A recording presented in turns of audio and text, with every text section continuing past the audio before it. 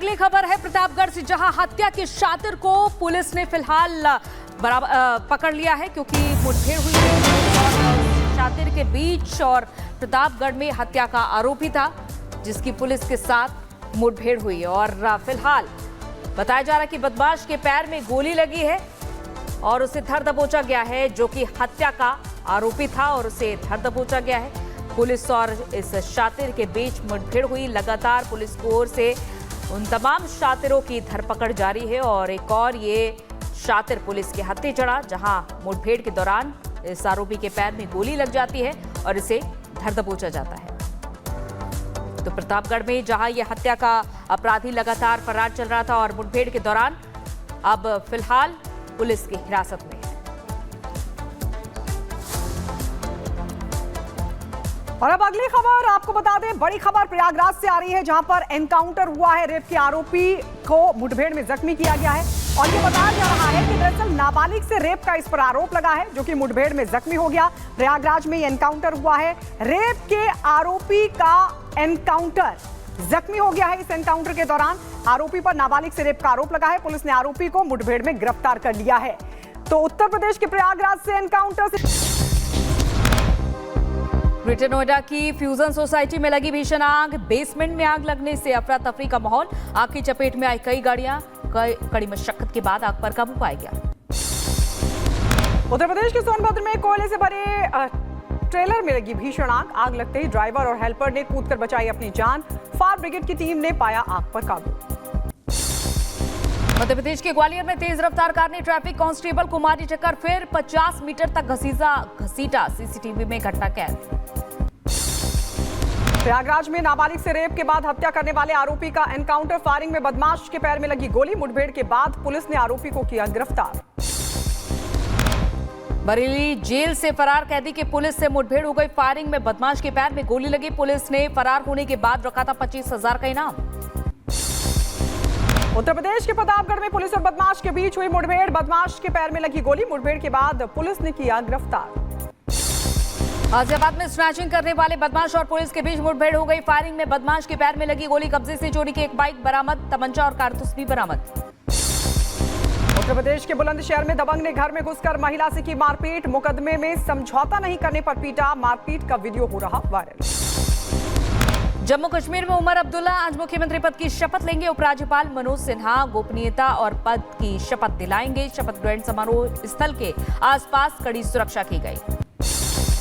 उमर अब्दुल्ला समेत 9 मंत्री लेंगे शपथ। सुबह करीब 11:30 बजे शुरू होगा शपथ ग्रहण समारोह। कांग्रेस के एक विधायक को मंत्रिमंडल में मिल सकती है जगह। नई सरकार के शपथ ग्रहण से पहले बोले फारूक अब्दुल्ला, 10 साल बाद यहां लोगों की हुकूमत होगी। मुझे उम्मीद है कि केंद्र सरकार बहुत जल्द राज्य का दर्जा बहाल करेगी। केंद्र सरकार जल्द से जल्द स्टेटहुड होगी। देखिए, खुशी का मौका है कि 10 साल के बाद यहाँ पे लोगों की हुकूमत होगी। लोगों की भी बहुत सी, उनकी भी उम्मीदें बहुत हैं।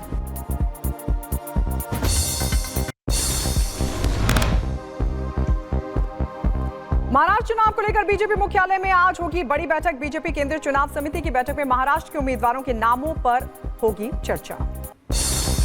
झारखंड चुनाव को लेकर दिल्ली में बीजेपी चुनाव समिति की हुई अहम बैठक। पीएम मोदी, अमित शाह, जेपी नड्डा समेत झारखंड चुनाव प्रभारी हिमंता बिस्वा शर्मा बैठक में शामिल हुए। पीएम मोदी ने झारखंड चुनाव में जीत का मंत्र दिया।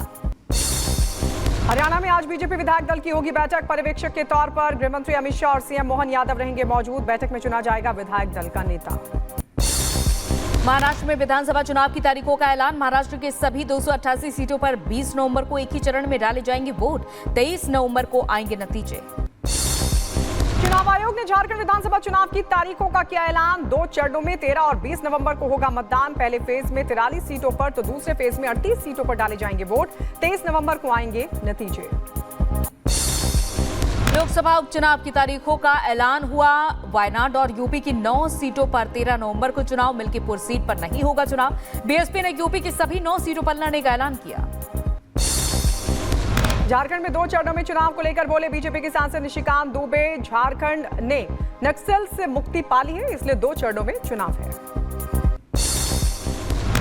झारखंड में अभी तक 4 या 5 फेज में इलेक्शन होते थे। अब 2 फेज में इलेक्शन हो रहा है।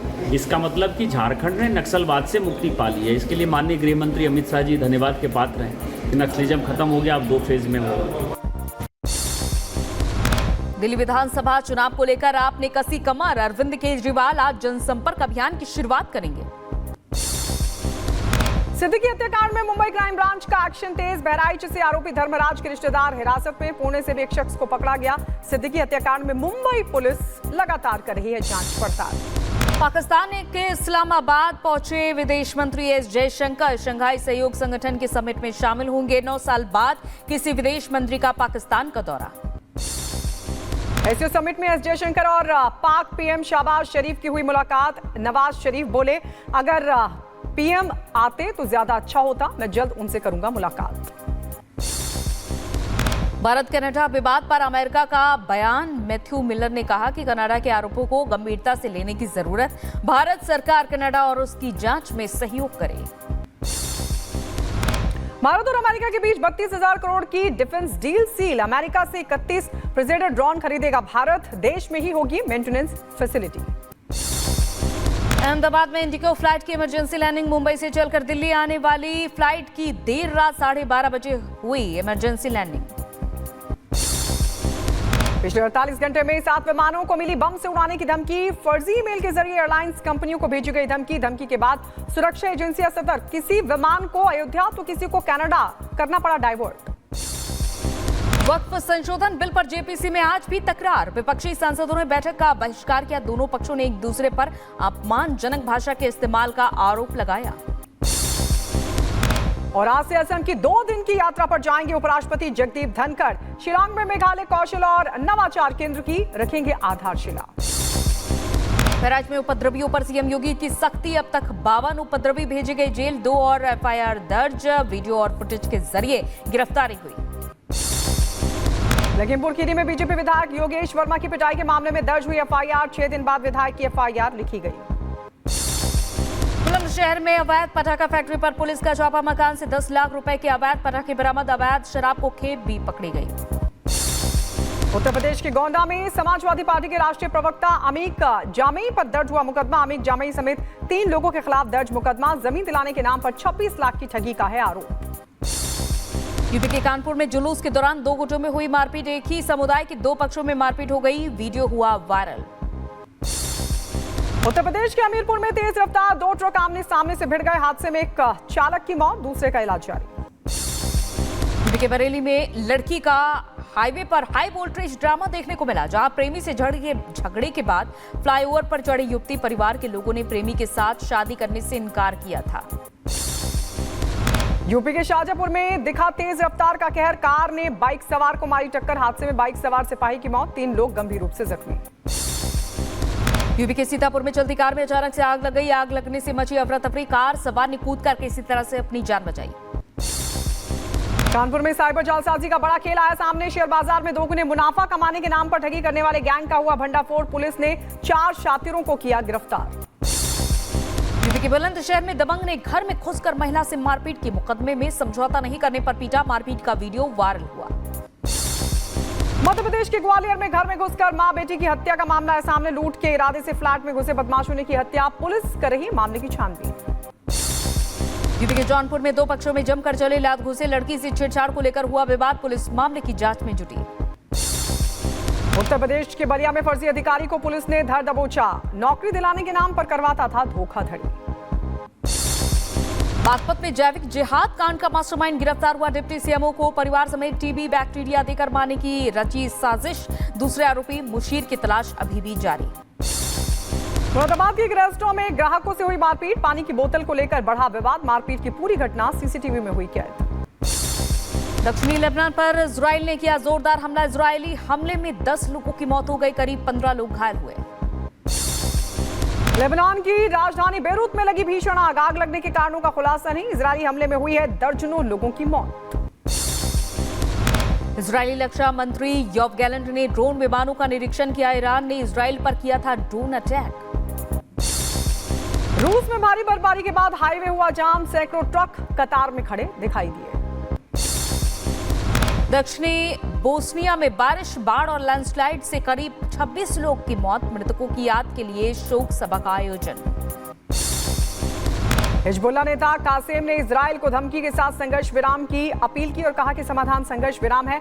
हम कमजोर होने की स्थिति में ऐसा नहीं कर रहे। अगर इजराइल ऐसा नहीं चाहता तो हम इसे जारी रखेंगे। यूक्रेन के जापोरोजिया में रूसी सैनिकों पर हमला हो गया। यूक्रेन ने किया मिसाइल से हमला।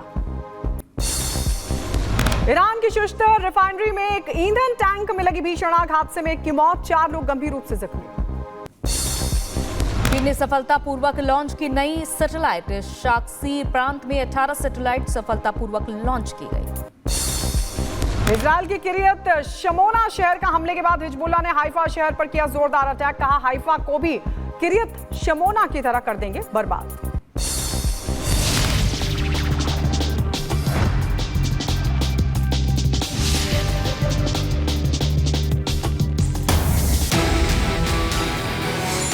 राजनीति, कला, संस्कृति का संगम, किसमें कितना है दम।